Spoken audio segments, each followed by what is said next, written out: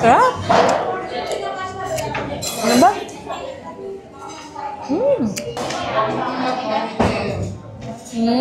Ang sarap!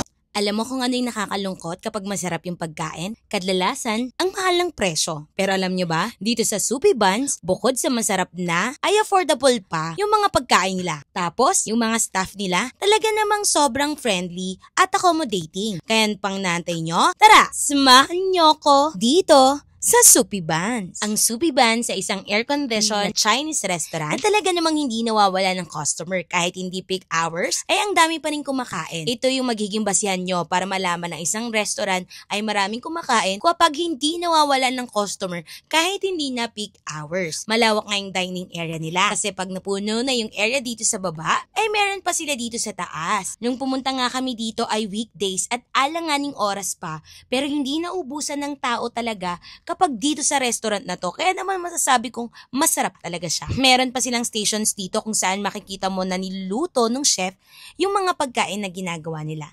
Meron din silang station dito na makikita mo yung paggawa din nila ng famous nila xiaolongbao. Kaya ngayon, dahil nagugutom na tayo, tikman na natin yung mga pagkain nila. Syempre, tikman na agad natin yung kanilang beef wonton noodle soup. Malambot yung beef at ang sarap talaga ng soup niya. Next naman nating tinry ay itong kanilang salt and pepper squid. Sobrang lambot nga nito, beshi. Kaya akalain mong hindi squid yung kinakain mo sa sobrang lambot. Hindi ka na mag-i-struggle sa pagmuya nito. Medyo matabang lang siya ng konti para sa next naman nating tinry ay itong kanilang garlic spare ribs na sobrang lambot at sobrang sarap nga talaga. Must try nga ito at ito yung favorite ko dito sa mga pagkain in order namin. We also tried yung kanilang 3-cup chicken na talaga namang ang sarap at napa-order pa ako ng iti-take out sa family ko sa sobrang sarap nito. Malambot ng chicken, may pinaglalaban na sweet at saka spicy yung lasa ng sauce na nakalagay mismo dun sa chicken. Kaya ang sarap talaga. Ang sarap din itong salted fish fried rice nila na talaga namang parang hindi mo na kailangang umorder pa ng ulam kasi kanin pa lang ang sarap na. Syempre, in every Chinese restaurant, kailangan tikman natin yung mga siomai nila. Tinry natin itong kanilang pork and shrimp siomai. Ang sarap nito, lasang-lasa talaga yung pork. Hindi lang siya puro harina.